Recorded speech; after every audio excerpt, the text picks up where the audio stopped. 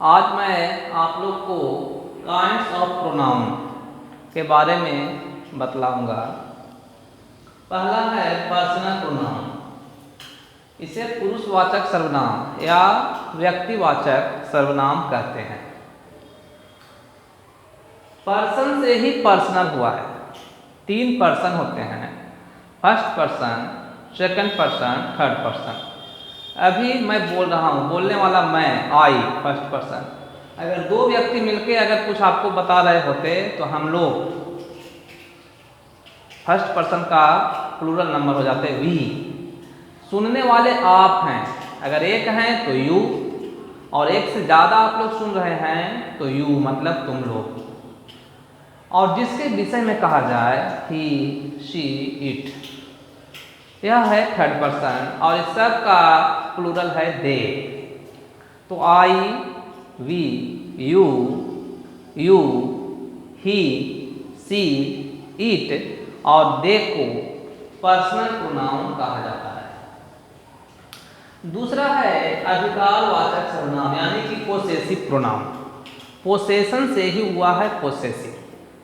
जिस प्रोनाउन से अधिकार का भाव व्यक्त हो, किसी नाउन या प्रोनाउन के साथ अधिकार, उस वस्तु पर अधिकार का भाव व्यक्त हो। जैसे दिस पेन इज माइन, यह कलम मेरी है, माइन हो गया।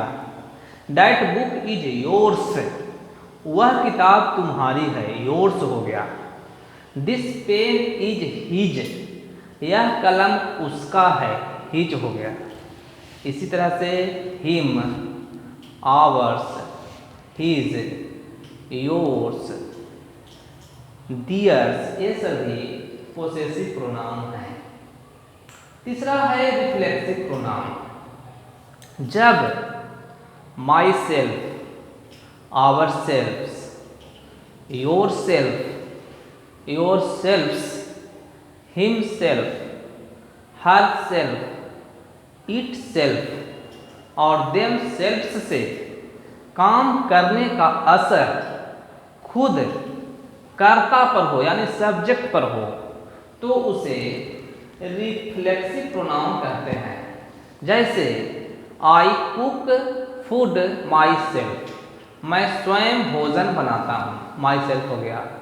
You wash the clothes your self, तुम स्वयं कपड़े धोते हो, योर सेल्फ हो गया। इसी तरह से अब अगला है इम्फेटिक प्रोनाउन। इसका भी उदाहरण रिफ्लेक्सिव प्रोनाउन के उदाहरण के समान ही होता है, सिर्फ अंतर यही है कि इसमें जोड़ दिया जाता है। जैसे कि मैंने स्वयं बाघ को मारा। I killed the tiger my self, यहाँ जोड़ दिया जा रहा है, माई सेल्फ स्वयं, मैंने स्वयं। उन्होंने स्वयं बाघ को मारा। They killed the tiger themselves, वे लोग स्वयं, यहाँ देमसेल्व्स पर जोर दिया जा रहा है। उसने स्वयं ऐसा कहा, ही हिमसेल्फ सेड सो, यहाँ हिमसेल्फ हो गया। अगला है डिमोन्स्ट्रेटिव प्रोनाउन यानी कि संकेतवाचक सर्वनाम। जिस प्रोनाउन से किसी व्यक्ति या वस्तु को इंगित, निर्देशित या सूचित करने के लिए प्रयोग किया जाता है उसे डिमोन्स्ट्रेटिव प्रोनाउन कहा जाता है। जैसे दिस, दैट, दीज और दोज। जैसे this is a pen, this हो गया। That is a boy, that हो गया। दीज आर बुक्स, दीज हो गया। दोज आर पेन्स, दोज हो गया। ठीक है बेटा। अगला है इंडेफिनिट प्रोनाउन यानी कि अनिश्चयवाचक सर्वनाम। जिस प्रोनाउन से किसी निश्चित व्यक्ति या वस्तु का बोध न हो उसे इंडेफिनिट प्रोनाउन कहते हैं। जैसे समवन, ऑल। जैसे कि someone has stolen my pen, किसी ने मेरी कलम चुरा ली है। समवन, किसने चुराई है यह पता नहीं है लेकिन किसी ने चुरा ली है, तो समवन हो गया। ऑल आर पुलिस, सभी मूर्ख हैं। अब कौन मूर्ख है कि वो है कि वो है, सभी मूर्ख हैं, यहाँ भी कोई निश्चित नहीं है। तो यहाँ समवन हो गया, ऑल हो गया, है ना।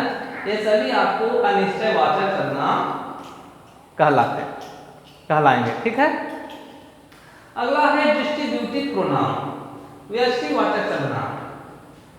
जिस प्रोनाउन से व्यष्टि का बोध हो, जैसे कि ईच, आइदर, नाइदर, एवरी।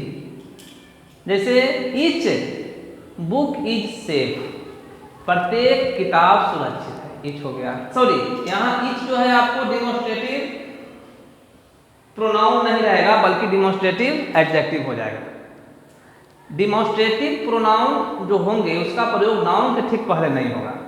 इसका उदाहरण ईच होगा, इवरी होगा, आइदर होगा, नाइदर होगा। लेकिन किस तरह से होगा इसके बारे में आपको जिस समय परिभाषा बताएंगे उस समय आपको बताया जाएगा। ठीक है। अगला है रेसिप्रोकल प्रोनाउन, परस्पर बोधक सर्वनाम। हम लोग कहते हैं ये तो परस्पर है, आज हम किसी की मदद करते हैं तो कल वह भी मेरी मदद करेगा। We should help each other, यहाँ ईच अदर हो गया। We should help one another, हम लोग को एक दूसरे की मदद करनी चाहिए, वन अनदर हो गया। इसे हम लोग रेसिप्रोकल प्रोनाउन कहेंगे, यानी कि ईच अदर और वन अनदर को रेसिप्रोकल प्रोनाउन कहते हैं। अगला है रिलेटिव प्रोनाउन, यानी कि संबंधवाचक सर्वनाम। वह प्रोनाउन जो किसी नाउन या प्रोनाउन के बदले आकर उस नाउन या प्रोनाउन की पुनरुक्ति को रोकते हुए अगले भाग से संबंध को जोड़े, उसे क्या कहते हैं? Relative pronoun. रिलेशन से ही रिलेटिव हुआ है। जैसे the chairs which are broken are of no use, है ना। जैसे कि the chairs which are broken are of no use, कुर्सियां जो कि टूट गई उपयोग के लायक नहीं है। यहाँ बीच हो गया, लग तो रहा है कि प्रश्न पूछा जा रहा है, लेकिन यहाँ प्रश्न नहीं पूछ रहा है। इस चेयर के बाद आ रहा है, नाउन या प्रोनाउन के बाद आकर, है ना। फिर क्या करता है, बार बार चेयर नहीं बोलना पड़ा है, बल्कि बीच जो है इस चेयर के बदले में प्रयोग हुआ और इसके बाद आने वाले शब्द से इसका संबंध कोई क्या कर रहा है? जोड़ रहा है। जो कुर्सियां टूट गई वे उपयोग के लायक नहीं है, बीच हो गया। द बॉय, दूसरा उदाहरण दीजिए। The boy who is playing is my friend, लड़का जो खेल रहा है वह मेरा मित्र है।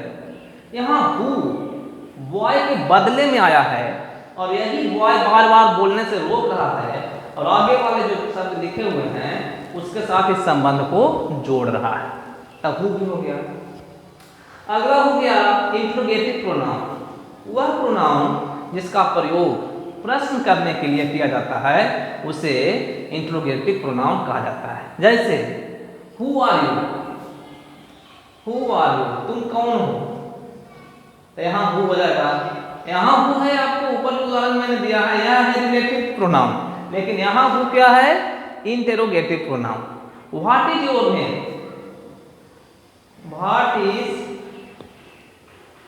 योर नेम, आपका क्या नाम है? भाट हो गया। ठीक है।